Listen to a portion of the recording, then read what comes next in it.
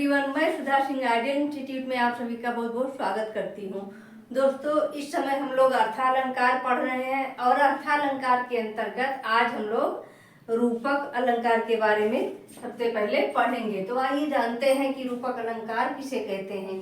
जहाँ पर उपमेय में उपमान का अभेद आरोप किया जाए वहाँ पर रूपक अलंकार होता है। रूपक अलंकार को पहचानेंगे कैसे, इसकी क्या ट्रिक है, तो देखते हैं। इसको पहचानने की दो ट्रिक है। उपमेय और उपमान के बीच योजक चिन्ह का प्रयोग। उपमेय और उपमान के बीच योजक चिन्ह का प्रयोग होता है, लेकिन योजक के पहले या बाद में सा, शीश, सम जैसे तुलनात्मक शब्द न हो। योजक चिन्ह के चाहे पहले या बाद में सा, शीशे जैसे तुलनात्मक शब्द नहीं होने चाहिए, वहां पर रूपक अलंकार होता है। उसकी दूसरी पहचान क्या है, उपमेय के साथ साथ इसके अर्थ में रूपी शब्द जुड़ा होता है। जैसे चंद्रमा रूपी मुख या कमल रूपी नेत्र, ऐसे रूपी शब्द जुड़ा हुआ होता है जब इसका अर्थ हम निकालते हैं। तो उदाहरण देखते हैं इसका। जैसे चरण कमल,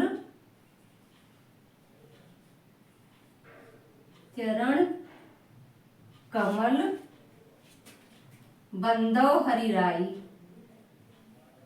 चरण कमल बंदव हरिराई। इसका पहला उदाहरण है चरण कमल बंदव हरिराई। यहाँ चरण और कमल के बीच में योजक चिन्ह जुड़ा हुआ है, लेकिन ना तो इसके आगे कोई तुलनात्मक शब्द है ना पीछे, इसको डायरेक्ट कह दिया गया है। दूसरा है, पहला उदाहरण हो गया। दूसरा है मैया मैं तो चंद्र खिलौना ली हूं। मैया मैं तो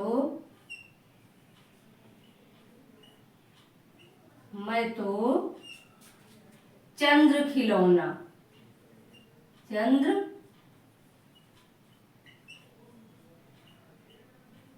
खिलौना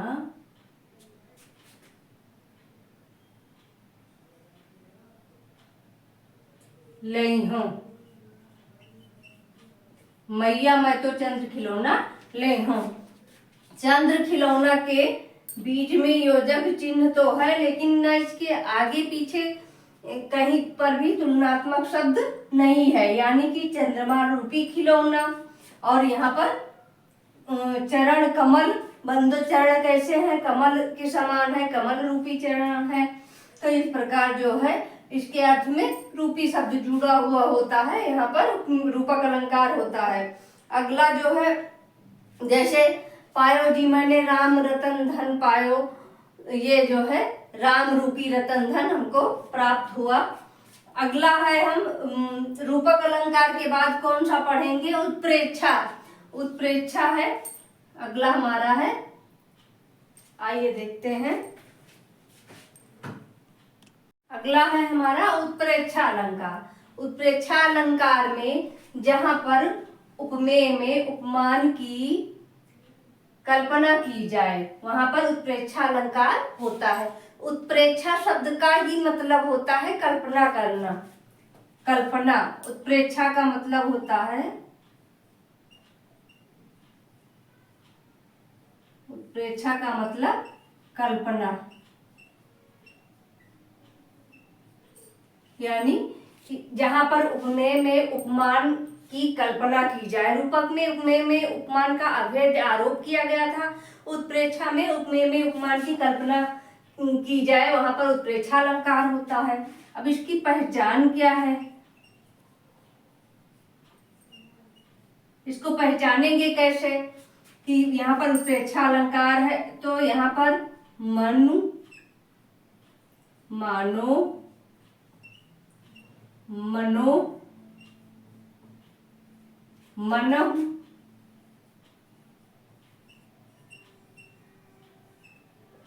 जनु, जानो, जनहु, यों,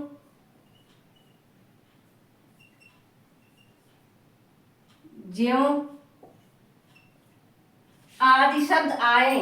मनु मानो, मनो मनहु, जनु जानो जनहु, यों ज्यों, ये आदि शब्द आते हैं, सारे शब्द आते हैं, वहां पर उत्प्रेक्षा अलंकार होता है। उदाहरण के लिए देख लेते हैं उदाहरण। जैसे पाहुन ज्यों आए हूं, आए हूं गांव में शहर के, गांव में पाहुन ज्यों आए हूं गांव में शहर के, मेघ आए, मेघ आए बड़े बनठन के, बनठन के संवर के, संवर के। पाहुन ज्यों आए हों गांव में शहर के, मेघ आए बड़े बनठन के संवर के। ये हमारा उत्प्रेक्षा अलंकार है। दूसरा उदाहरण देख लेते हैं। उस काल माने, उस काल मानो क्रोध के, उस काल मानो क्रोध के तनु कांपने उसका लगा, कांपने उसका लगा। मानो हवा के वेग से, मानो हवा के वेग से सोता हुआ सागर जगा, सोता हुआ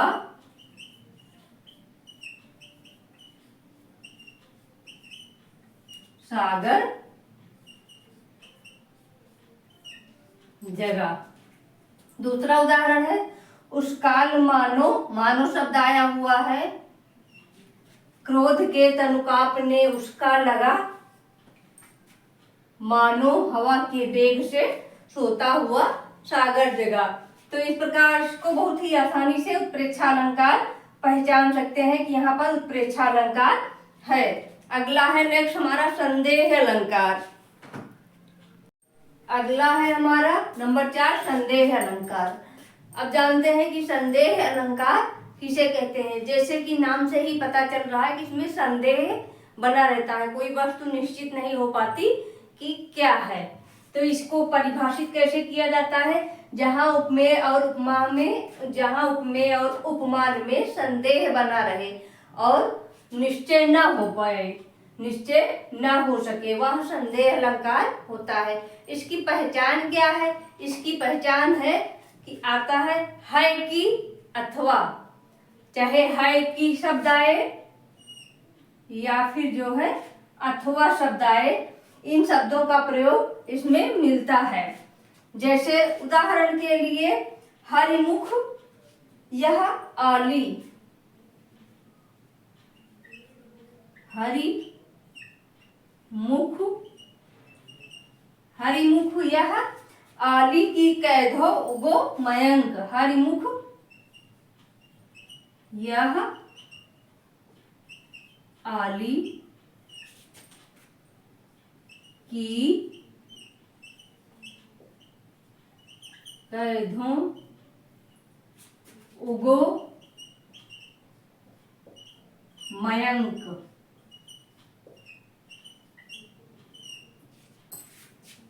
इसमें जो है एक सखी दूसरी सखी से कह रही है कि यह मुख तो भगवान विष्णु के समान दिखाई पड़ रहा है, भगवान के समान दिखाई पड़ रहा है, हरिमुख। यानी विष्णु भगवान के समान या भगवान के समान दिखाई पड़ रहा है, या फिर यहाँ पर चंद्रमा उगा हुआ है। यह मैं निश्चित नहीं कर पा रही हूँ कि यहाँ पर चंद्रमा उगा है। कैधो का मतलब होगा अथवा,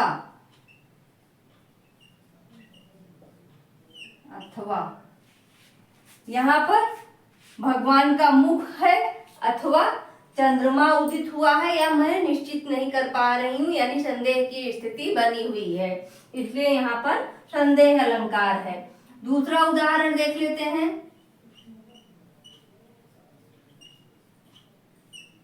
सारी बीच नारी है कि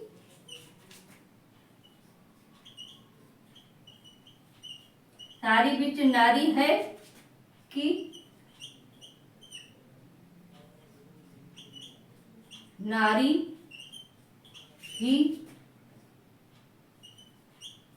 की सारी है, नारी ही की सारी है। सारी बीच नारी है कि नारी ही की सारी है, सारी ही की नारी है,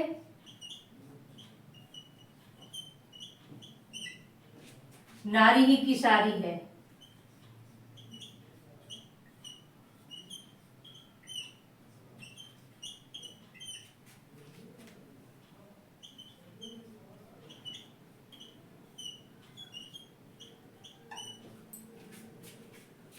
यहाँ पर एक सखी दूसरी सखी से कह रही है कि सारी बीच नारी है कि नारी बीच सारी है,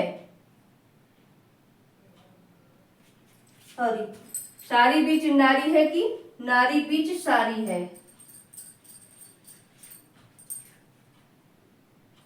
नारी बीच, सारी बीच नारी है कि नारी बीच सारी है, सारी ही की नारी है, नारी ही की सारी है, यानी उसको पता नहीं चल पा रहा है कि साड़ी के अंदर नारी है या फिर नारी के अंदर सारी है। यहाँ पर भी संदेह की स्थिति बनी हुई है, इसलिए यहाँ पर संदेह अलंकार है। अगला हम देखेंगे उपमा, रूपक और उत्प्रेक्षा, तीनों को एक साथ देखेंगे कि तीनों को पहचानेंगे कैसे। अगर एक साथ दिया गया हो तो एक साथ तीनों की पहचान करेंगे।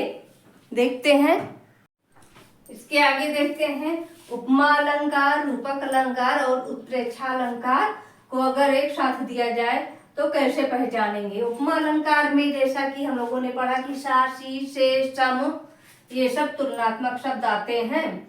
यहाँ पर उपमेय में उपमान की समानता की जाती है, यहाँ पर के समान शब्दों का प्रयोग होता है। अगला रूपक अलंकार, रूपक अलंकार के अंतर्गत यहाँ पर अभेद आरोप किया जाता है, उपमेय में उपमान का अभेद आरोप किया जाता है। यहाँ पर अर्थ में रूपी शब्द का प्रयोग मिलता है, जैसे चंद्रमा रूपी मुख, कमल रूपी नेत्र, ऐसे शब्दों का प्रयोग मिलेगा, ये रूपक अलंकार के अंतर्गत आता है।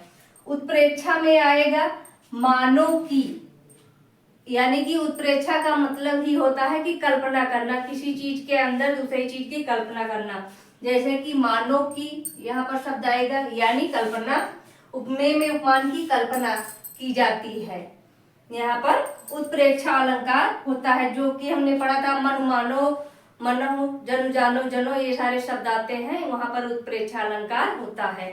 तो आज के लिए इतना ही, मिलते हैं अगले वीडियो में, तब तक के लिए बहुत बहुत धन्यवाद।